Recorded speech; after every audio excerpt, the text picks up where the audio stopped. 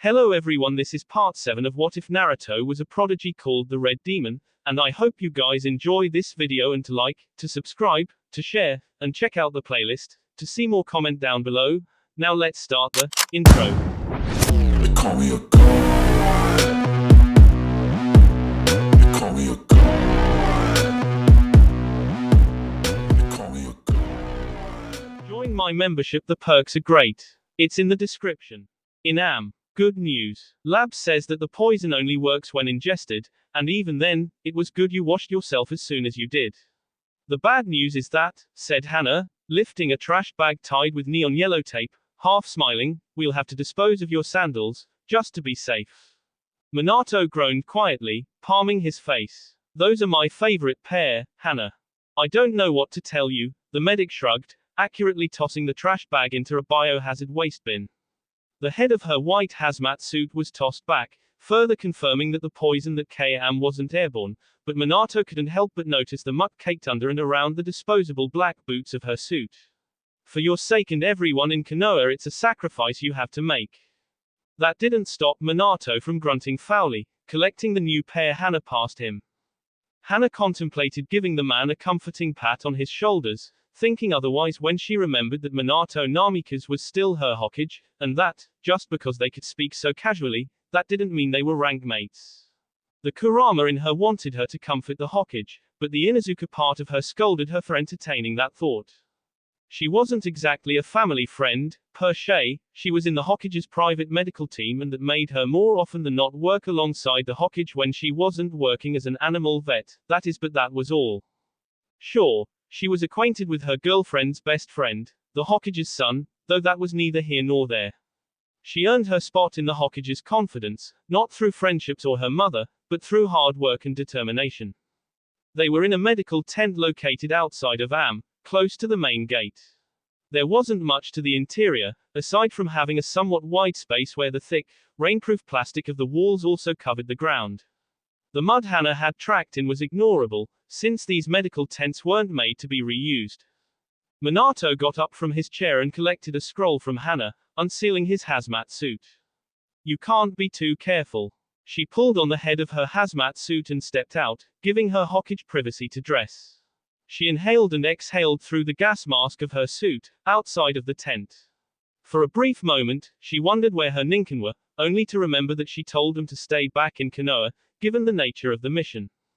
A quarter of Konoha medics and civilian lab technicians were called out to and a sizable number of other shinobi as well to help carry and dispose of the sea. Standing there, she watched a fellow clanmate and medic fast walk past her with a clipboard, identifying and marking off another few identifying the people involved. Minato's shinobi searched through for citizen records. The Hokage had wanted all of the bodies treated with respect, even as they were all set to be seen. Each body was assigned a grave marker in a newly marked hectare of land that was to serve as Hidden Rain's graveyard.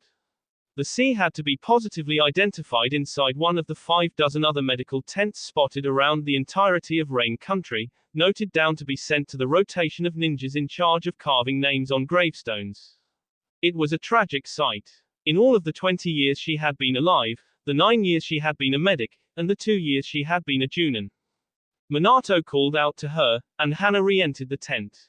The Hokage was now wearing his hazmat suit, his first ever time wearing one, so, understandably, he wanted one of his best medics to check that he had worn it properly. Hana did so, pulling down the chin of his gas mask, nodding that there weren't any gaps underneath, patting the wrists and going behind Minato, patting the back of his neck for any gaps, and doing the same for his boots. She came back around, her deep brown eyes seeing the dark look in her Hokage's blue eyes.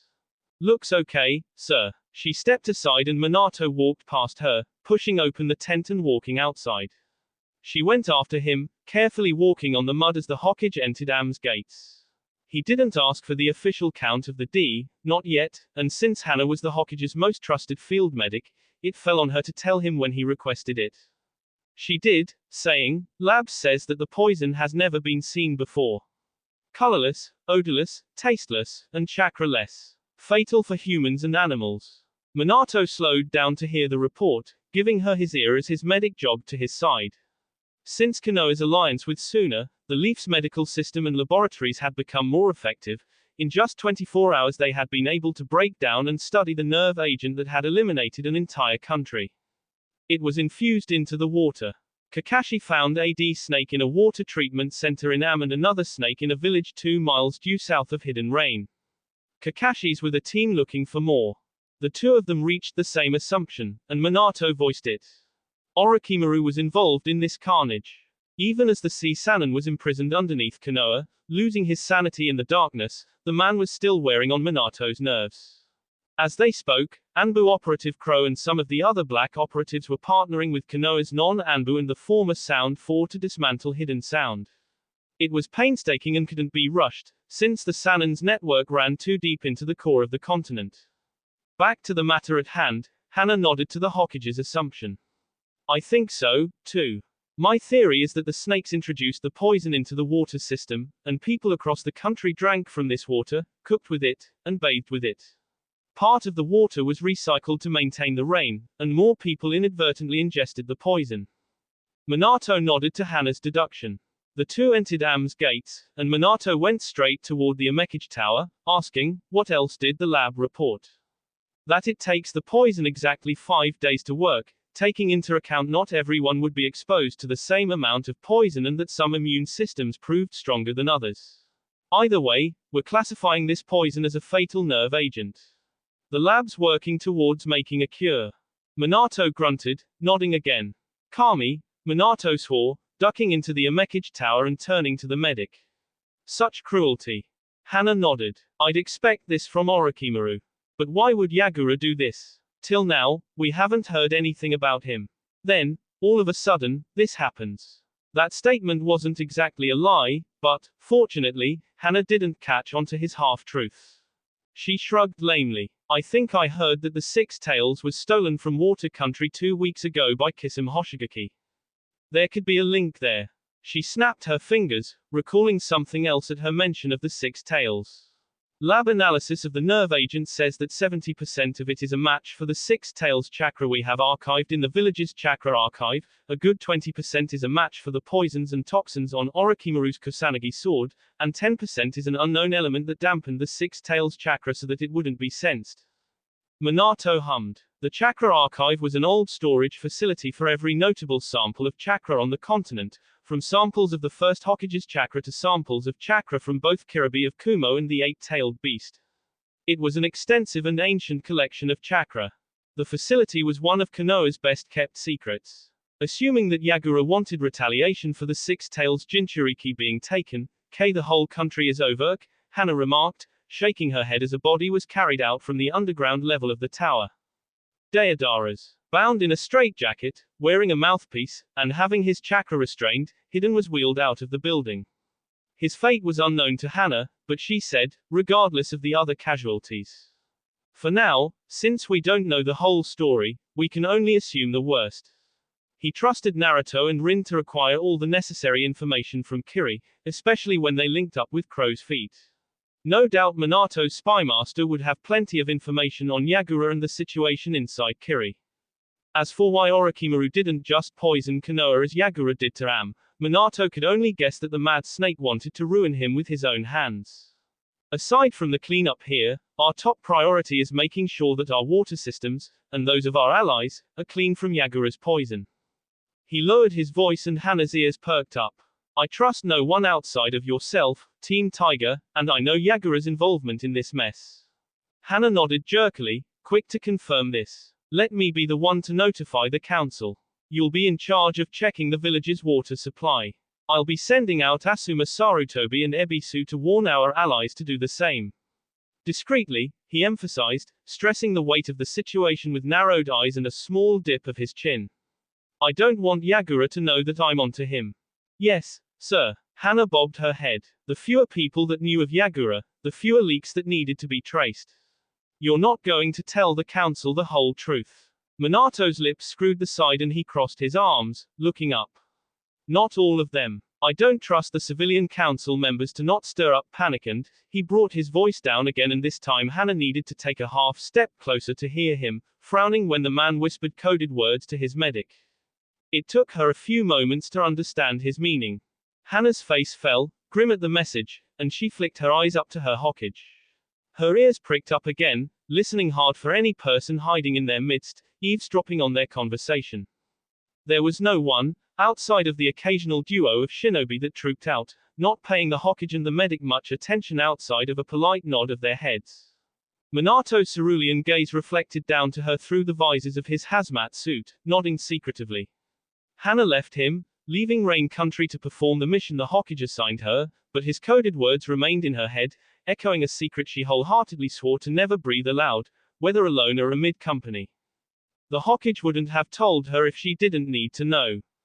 Council elders have been compromised. Oh, Valley of the End.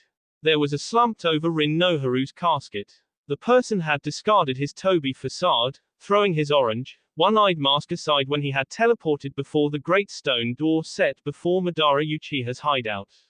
Some penitent part of himself wanted to be found, so he pressed his bee hand onto the stone and diffused his chakra through the bee, setting alight a bonfire handprint.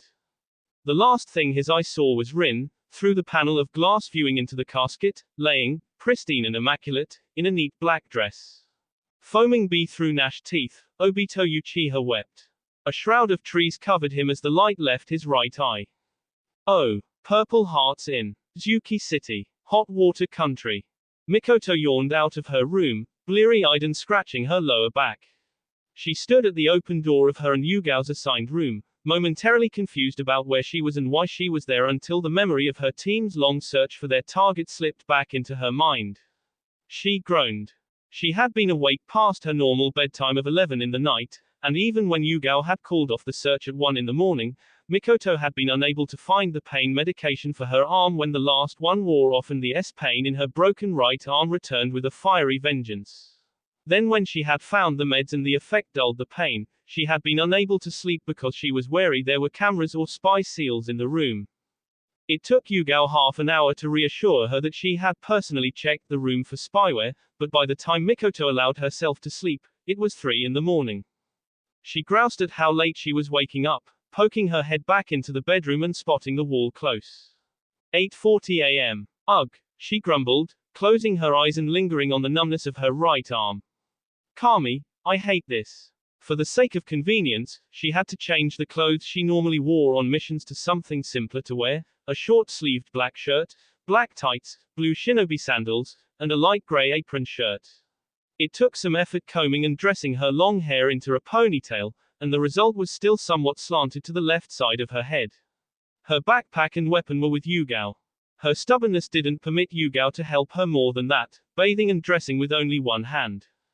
Mikoto groaned again, tired of her predicament. Damn you, Sasuke, she breathed, meaning but not meaning her curse.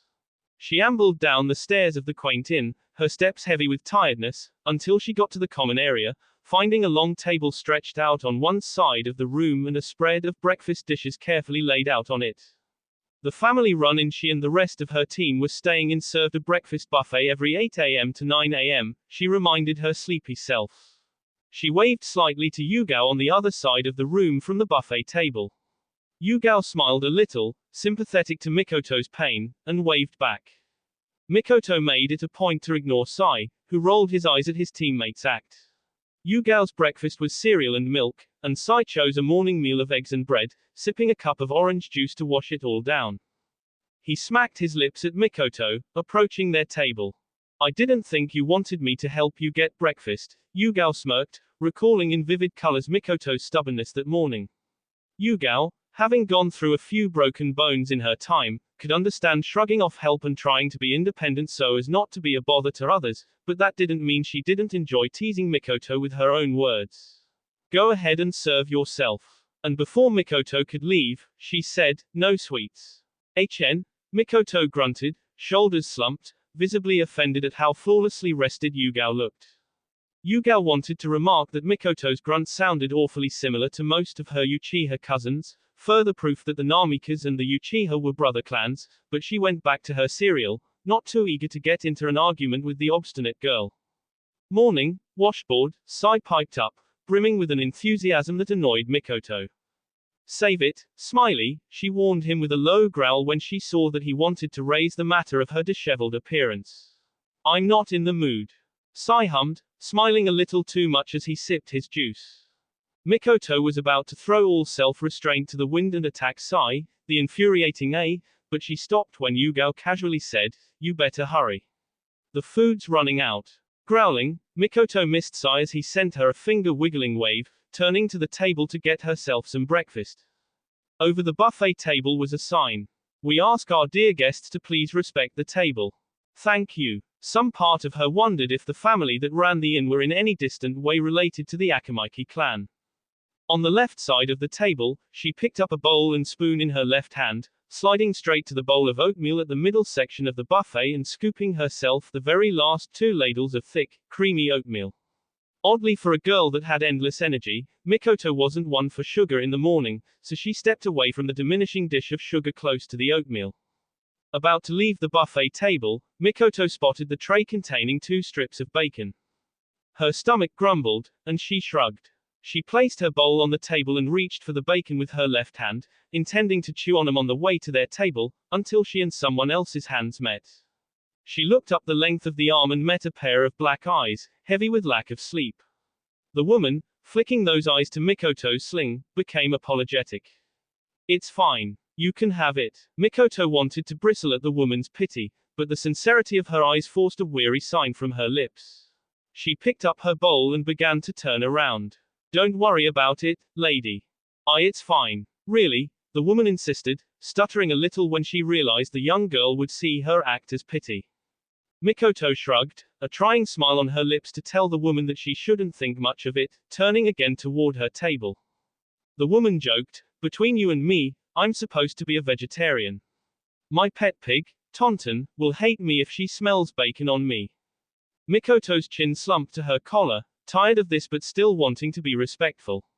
She looked at the woman, blue eyes scanning the woman up and down, then back up again.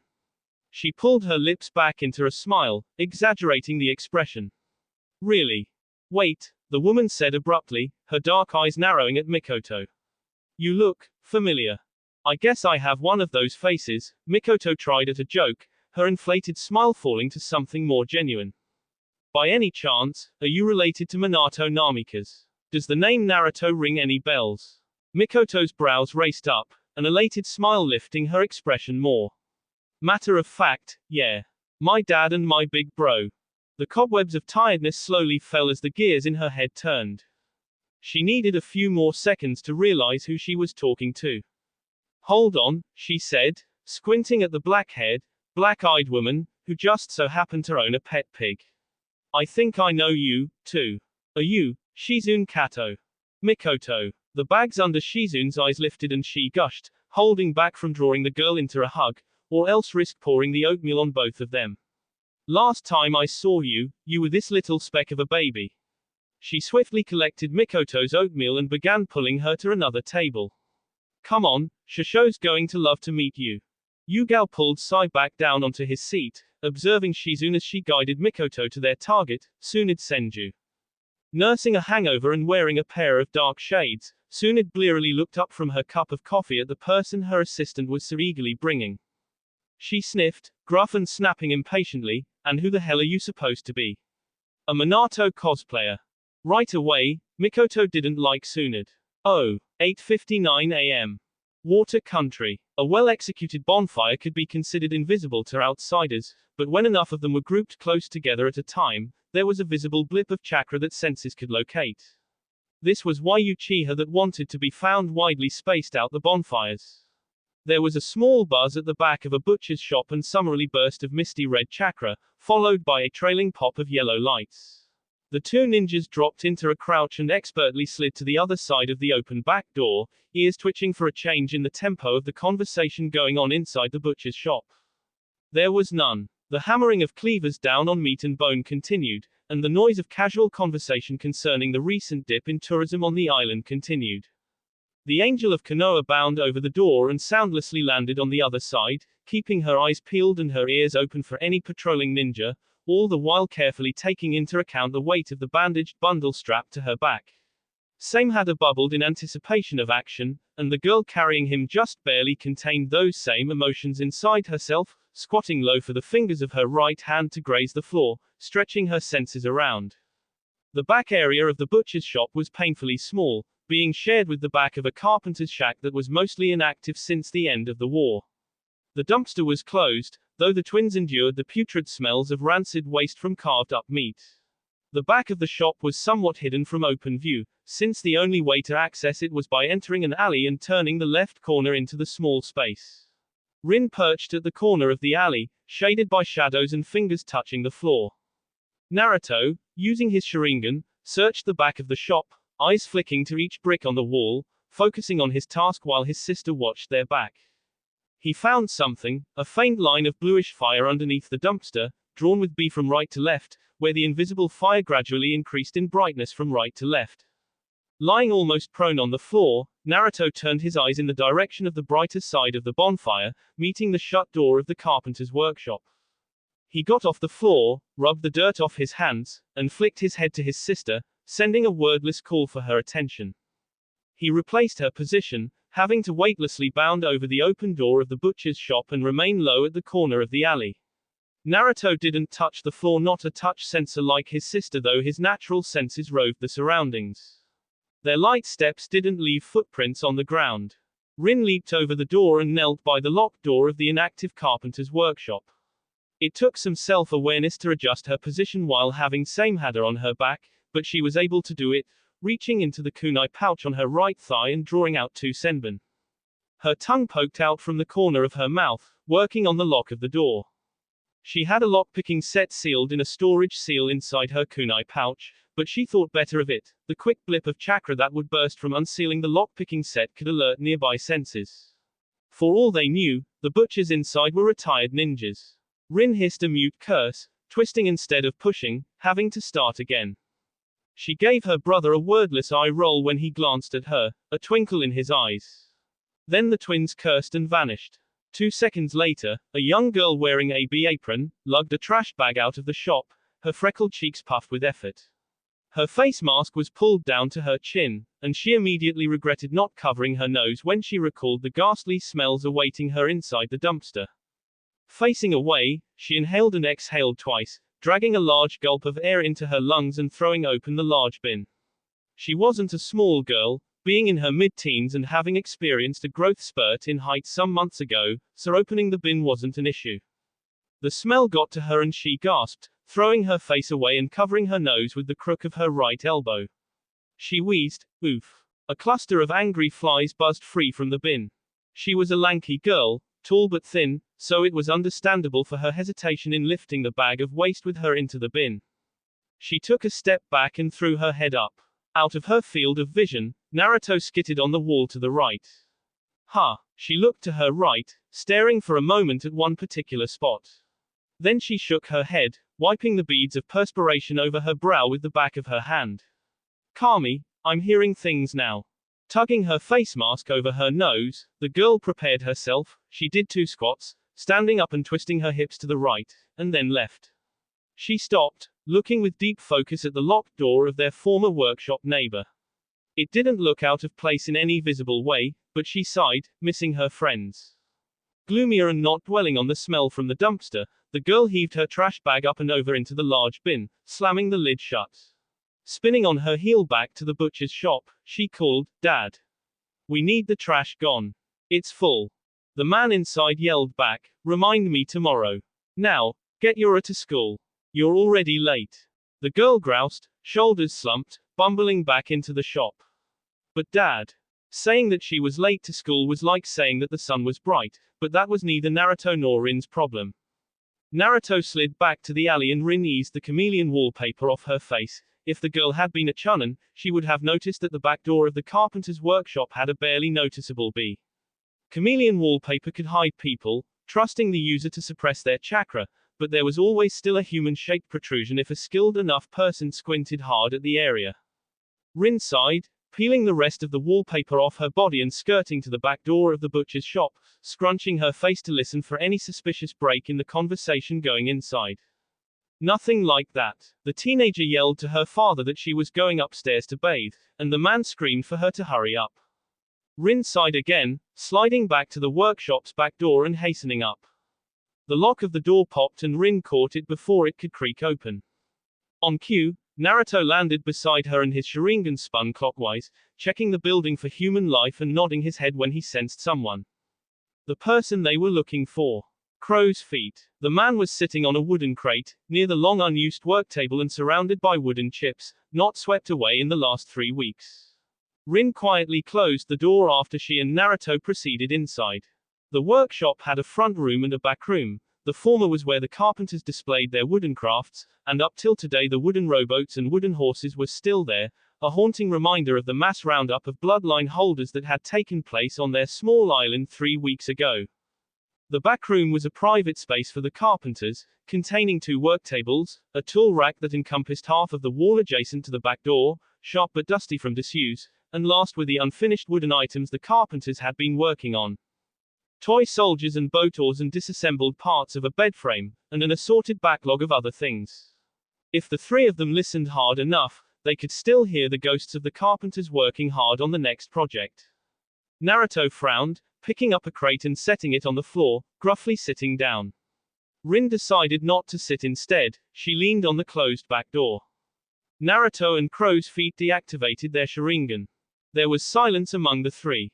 Naruto and Rin studied Shisui, and Shisui studied them, his lone right eye examining the twins. He was sitting heavily on his crate, wearing a black and brown heap of tattered cloaks, masking his face behind a one-eyed white mask with 3 markings at the corner of the sole right eye. His left foot tapped the floor, and he chortled, smiling at the same time as Naruto. "It's good to see you too, Crow's feet." Shisui chuckled. "Please, Crow's feet was my father's name, call me Mr. Feet." He looked around his friend, sending an eye smile through his mask to his friend's sister.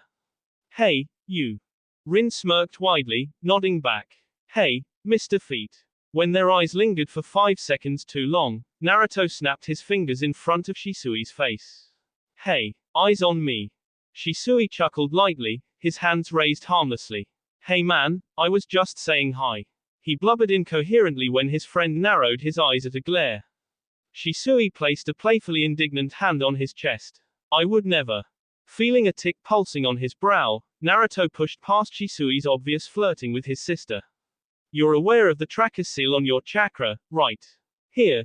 Shisui grunted, shifting his weight. "Yeah, I figured that's what she put on me." Rin's brow knit. "Who? Mei Terumi." "Rebel leader," Shisui supplied, motioning to himself. "She burned me. Literally and metaphorically." Naruto winced, almost voicing his apologetic words until he stopped himself, remembering that Shisui Uchiha wasn't one for pity.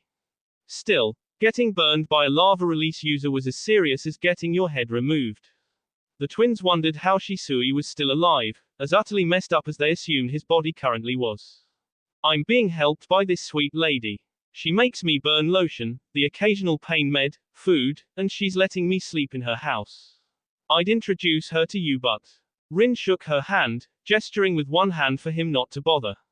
"It's better the less she knows about us." "My thoughts exactly." Shisui bobbed his head, his voice muffled behind his mask. Naruto sat forward with his elbows on his thighs. "And the tracker seal."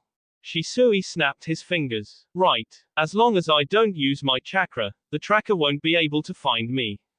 "That's inconvenient," Naruto frowned. "My last 3 years have been inconvenient. Getting burned and having my chakra tracked is the least of my problems. Believe me." Shisui shrugged, cringing a little at the pain he felt. "I make do." The twins were privy to the Hokage's thoughts, so they knew Shisui's story. The 3 of them, Naruto, Rin and Minato, were still investigating Danzo and the other elders. Shisui waved his hand, bringing their attention back before they all began to dwell on bad memories. "I trust Lord Hokage with my life. He'll nail that old man to the wall." Shisui pulled back into himself, tightening hold of his emotions when he realized he allowed a sliver of his pent-up rage to slip past his guard. He was going to trust the process, the twins and their father digging behind the elders' backs and compiling proof until they had enough to make an arrest. Admittedly, they were getting more and more on Koharu and Homura, but Danzo was a blank slate. They were all even inclined to think that the old man had fallen from the sky, if not for the clear record of his birth and his parentage, hidden within the Shimura clan's dusty archives. Naruto and Rin shared the exact thought. "He'll slip up eventually." Rin reached into a pocket of her Junin vest and took out the scroll the Hokage had wanted him to show his spymaster as soon as they found him. She tossed it and it sailed over Naruto's head into Shisui's ready hand. He unfurled the blank scroll with his right hand and activated his Sharingan, holding it up away from himself.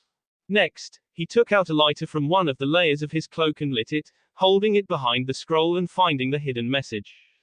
The Hokage's seal expanded from the center of the page. It was a special seal created by Mito Uzumaki herself that couldn't be replicated or forged, and Shisui could easily discern a real one from a fake. Looking under the authentic seal, he found a storage seal. As a spy, he was used to living off the land and surviving on his own in a foreign country without aid from his home, but he could still appreciate the 3 months' worth of food, clean water, medical supplies, and money the Hokage sent him through the twins. And, knowing the Hokage, Minato would have sealed some books too. Shisui smiled, the expression unintentionally tight and aching. He could start paying back Amy for her kindness. He rolled up the scroll and stored it inside the ruffles of his robe, smirking. Lord Hokage sure knows how to spoil a guy, huh? All right, Naruto said, lacing his hands together, wholly attentive to the spymaster. Give us your report so far on Kiri. You should probably sit down too, Rin, Shisui exhaled, shaking his head with a grim dip of his eye. This whole situation is messed up. At his prompting, Rin found herself a block of wood and, after checking for potential splinters, sat down, forming a rough triangle with the two boys.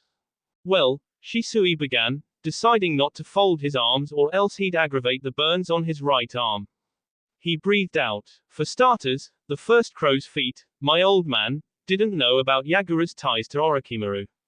To their credit, I only found out about it all in the last month, but I guess by that point it was already too late.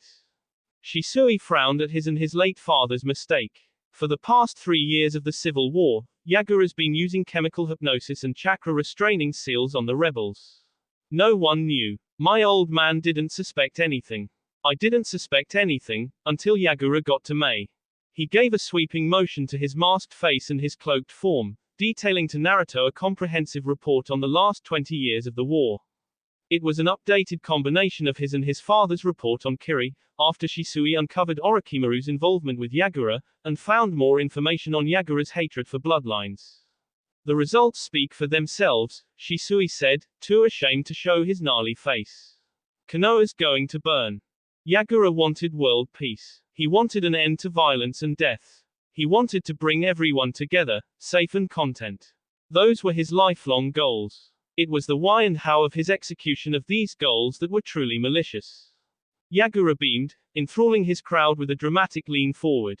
And that, kids, he brushed his left index finger down the length of the scald-up scar running from under his left eye to his chin, is how I got this scar.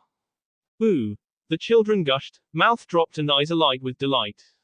Yagura hummed with a smile, pleased that his audience was impressed by his story. He sat back on his stool and set his hands on his knees, sweeping his eyes over the class of young children, then up to the teachers, guardians and members of the press crowded at the back of the class.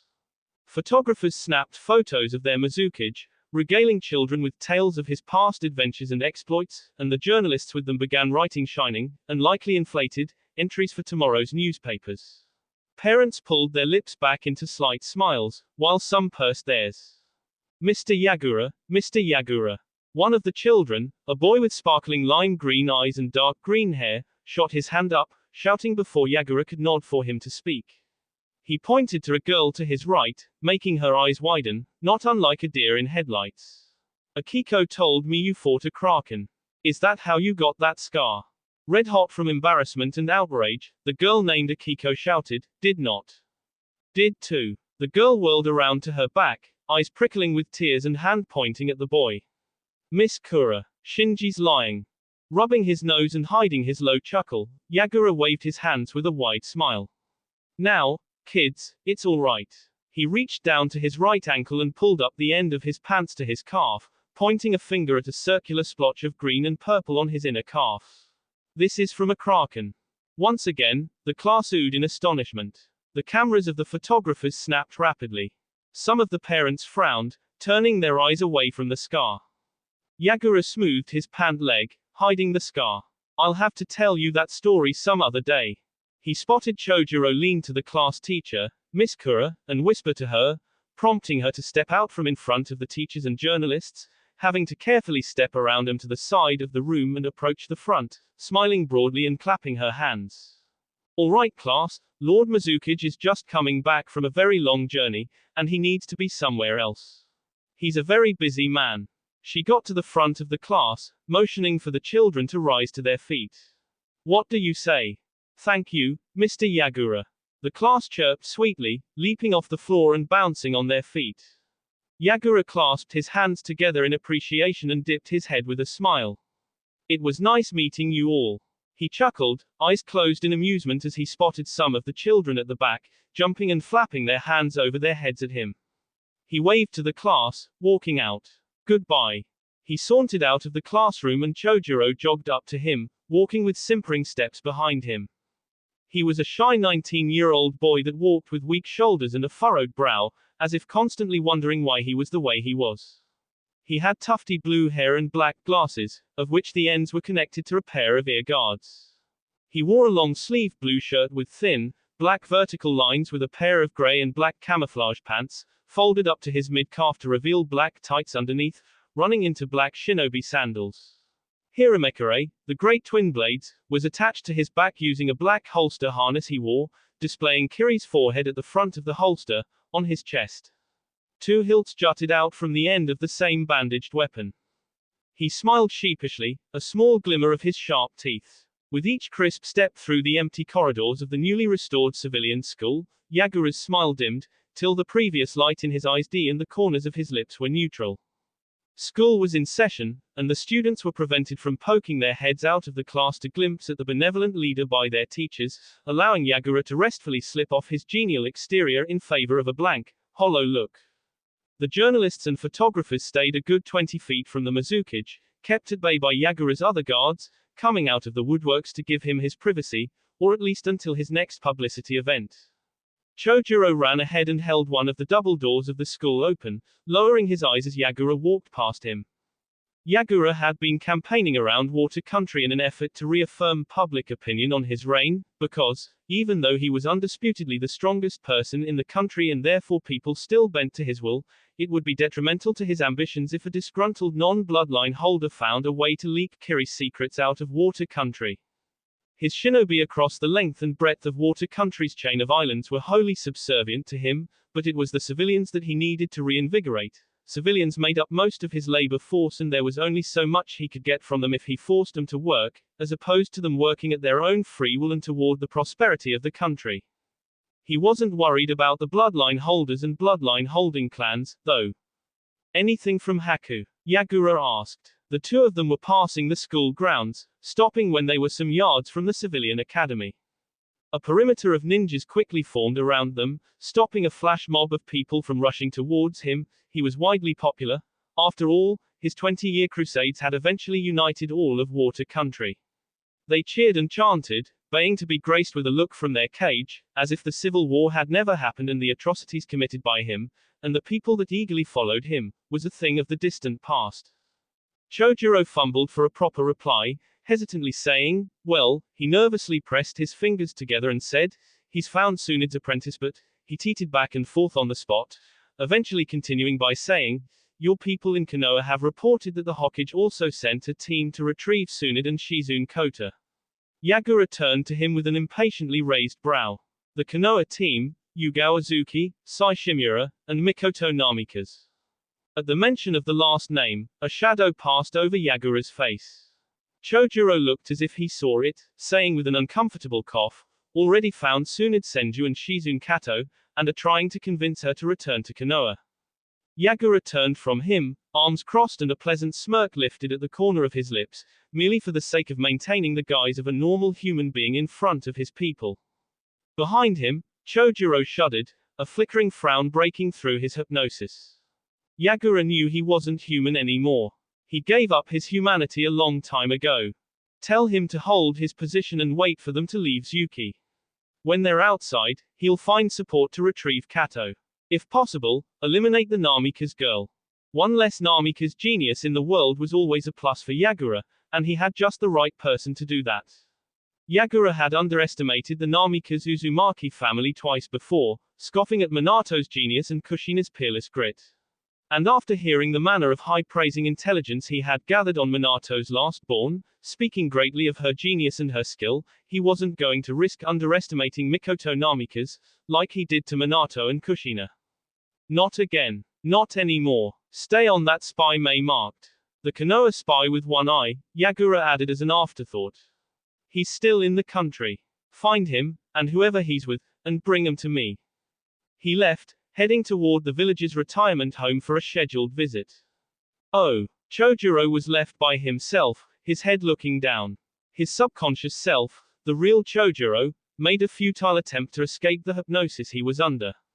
Inside Chojuro's mind and peering out of his eyes, the real Chojuro pulled his knees to his chest and curled into himself, trapped in a excruciating small mental prison made of seals and chemicals. Hopeless. Oh. The corners of Naruto's lips turned down. Orochimaru had been involved with Yagura for the past 20 years, throughout the Civil War, supplying Yagura chemicals, poisons, and information in exchange for resources, anonymity during his travels across the continent. There were pictures, too. Old black and white pictures, excavated from a deserted hidden sound base in water country. Images that Orochimaru intended to use as blackmail against Yagura if their mutual agreement turned sour. All contained in a withered journal in that same isolated base. There were documents that Orochimaru inevitably wanted to use as leverage shipping invoices, wire transfers, and the identifications of those unfortunate bloodline users marched into Orochimaru's operating room. Yagura reached an agreement with Orochimaru to work on 2 projects for him. The first and most important project was mixing a mind-altering concoction to essentially hypnotize whoever the chemical was introduced into, changing their allegiance to that of the Mizukage. The second project, something Orochimaru would have enjoyed more than the first, was formulating a poison capable of downing even the mightiest of chakra giants. Faded photocopies of correspondences detailed that Yagura and Orochimaru's alliance was strictly formal, but that Orochimaru constantly stepped on Yagura's toes by driving up his demand for healthy bloodline holders or demeaning Yagura's youthful countenance, even though the Mizukage was his elder in age. Orochimaru cracked the code and engineered both the hypnosis chemical and the fatal poison 3 years ago, and Yagura used these items to slowly turn the tide of the war in his favor. That was the bare summary of the 2-inch updated report. Naruto leaned back and hummed, concluding that Orochimaru had started his partnership with Yagura at the end point of the Third Great War, when his laboratory in the Forest of Death.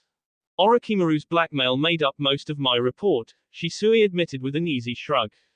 He's a sadistic narcissist. He loves being in control, and when he isn't, he'll make moves toward taking it. The people he loves controlling are the rich and powerful, and for the past 20 years, since the very first day Yagura reached out to Orochimaru, he has been neatly documenting and compiling all of the dealings and meetings. Rin spoke slowly, guessing aloud, so when you found out about the hypnosis. All I needed to do was pull that thread and find where Orochimaru hid. It wasn't easy, given my present state, but I found it. And it's not far from here. He pointed over his shoulder. There's a tiny island occupied by walrus and seagulls not too far from here. Take a hard right for 5 miles or so, and you'll get to Orochimaru's hidden sound base in water country.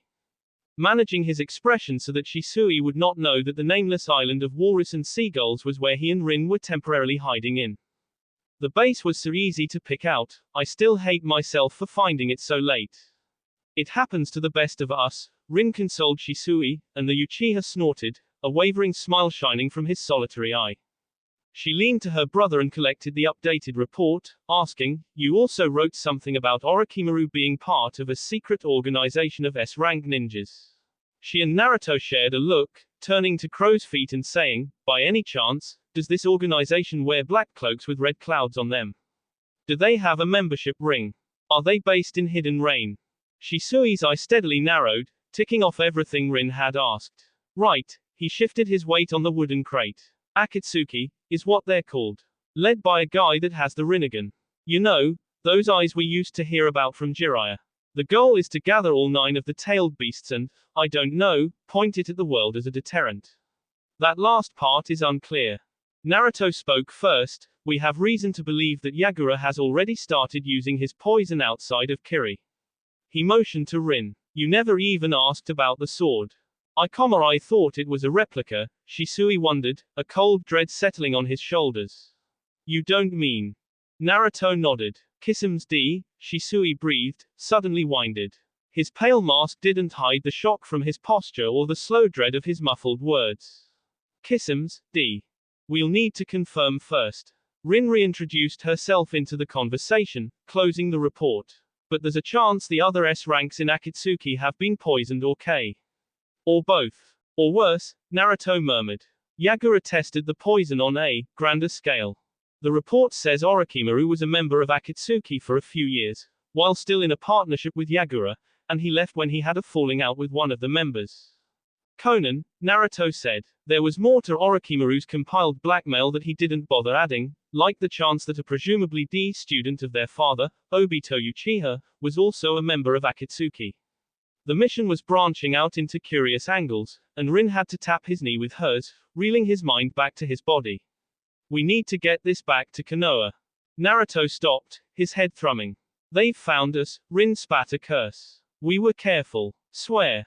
Shit. Shisui's head lolled back, too calm for the situation. My Sharingan. Using a dujutsu unconsciously and uncontrollably released a small pulse of chakra-detectable chakra. This could be suppressed but not erased, as the spark of chakra was needed to activate a dujutsu. Shisui could at least take comfort in the fact that he had been able to pass on his report before he was discovered, Naruto concluded. Then the workshop the three of them were huddling inside exploded. Oh. Chojuro looked at Mei, worried. Her elbows had horrifically popped out of their joints and fired that warhead at the workshop, and the explosion was catastrophic. The shockwave was devastating. Nearby houses were uprooted and shredded to pieces, and the area the missile had struck home was now a massive crater of fire and chakra. Merely 5 days after getting a Rinnegan implanted into her left eye, it was remarkable that she had been able to pull this feat out of the hat of tricks that was the sole Rinnegan eye, but he could see the toll it took on her. Mei hunched forward, panting through grit teeth and bee from her elbows. The smile he had vowed to protect was gone. Inner Chojuro, the real Chojuro, wept. She hissed with her right eye closed, wheezing with a triumphant grin, painfully rolling her elbows to test that they were popped back correctly. Lord Mizukage wanted us to retrieve them alive. Chojuro mumbled, stammering. He peered down the roof of the shop he and Mei was balanced on, fixing their feet on the corrugated roof and wincing at the confused and dismayed state of the people, fleeing for their lives or hurriedly disregarding their safety to dig into the collapsed butcher's shop. Limbs laid motionless from underneath rubble and weak calls for help sounded from the destroyed shops in the surrounding areas. Chojuro, both him and his inner self, felt their mood fall at the devastation. Was this really necessary? They'll recover. Mei smirked, talking about the scattering of humanity below her. Her ringed eye stuck on the smoky, burning pit she directed her missiles to, her lips flickered down with a grunt. And they're not D. Crow's feet is with, her teeth gnashed, harder. Ghost flash. Ghost flash. Chojuro repeated, speaking under his breath, ghost, flash. The Hokage's kids, Mei added. The twins. Chojuro immediately called for reinforcements. Meanwhile, Mei's Rinnegan pushed past the dust and the smoke, finding a dim glow of red chakra inside the destroyed workshop. A sweeping gust of wind cleared the smoke away, and she saw that the three Konoha ninjas, Crow's Feet and Ghost Flash, were encased in a glowing red thorax, the middle region of an insect. Her Rinnegan eye clashed against Naruto's Mangekyo, blocking an illusion. Deflecting another. Deflecting a third. Mei beamed, muttering, that's not going to work, Namikaze. Biting a sneer, Naruto devolved his eye, and Mei winning smirk lifted higher. She saw him whisper something to his sister, who pulled off a large, bandaged bundle from her back and narrowed her stare up to her and Chojuro. The three Konoha ninjas exchanged a quick agreement, muffling their lips so that Mei couldn't accurately tell what they were saying. Rin Namikaze took a strange stance, especially given the weight and size of Samehada. She bent her right knee, low and deep, extending her left leg to the side. Her right arm gripped the kiri blade, setting the massive sword on her shoulder and touching the tips of her left hand on the ground. The masked man at Naruto's left nodded curtly and leaped away. Chojuro bounded off the roof after him, only to ground his teeth with a stifled curse, drawing Hiramekare, one handle in each hand, and crossing it on front of his body just in time. blocking Rin as she flickered to his side in a shower of yellow lights, striking him with Samehada and sending him away in a thudding burst of wind. Midair, the girl vanished in another flicker of light. Naruto fell into his own stance, different from his sister's flexible kenjutsu stance. He shifted his right foot back 2 steps and planted his left foot in place, bending his knees and lifting his left palm out and holding his right fist close to his lower right side, elbows bent and jutting back. May wouldn't have blamed anyone if they confused Naruto's fractured Uchiha taijutsu positioning for the hummingbird fighting stance, but she wasn't tricked. Her one Rinnegan read the speedster like a children's book. Naruto's narrowed his eyes, stoic, spinning his Sharingan anti-clockwise. May grinned, muttering in contemplation, "This is different." Uchiha Sharingan didn't turn anti-clockwise. It confused her Rinnegan eye, and that pleased her somehow. She wondered what effect this would have, beckoning for the young man to come with one hand, arranging herself into a perfect strong fist taijutsu stance. She chirped, her Rinnegan thrumming, "You're with me, pretty boy." Naruto took off, bursting into red mist as his feet left the ground. She deftly diverted his fist to her left, visibly shocking Naruto that his split-second attack didn't meet its mark, and drove her other fist into Naruto's cheek. "Oh, you swing that sword like a club," Chojuro chided his opponent, bearing both hands of his swords in his hands and blocking a decapitating slash. He pushed her back, sweeping aside as a shower of yellow lights zipped past his right side, blocking a clubbing blow to his shoulder with the sharp side of his bandaged sword, putting effort into swinging Samehada aside and planting a firm kick into Rin's stomach, snapping irritably. No skill, no finesse, nothing. Rin's back skipped twice on the water, rolling back on her third and shooting chakra to her feet, keeping her solidly balanced on the water. Her mouth curled up in a wild grin, lowering again into that deep, odd kenjutsu stance. Chojuro pointed at her, biting, "All you have is power," like a clumsy gorilla. He flicked Hiramekare to his right, holding it with one hand. "You disgrace the people that had held that sacred sword."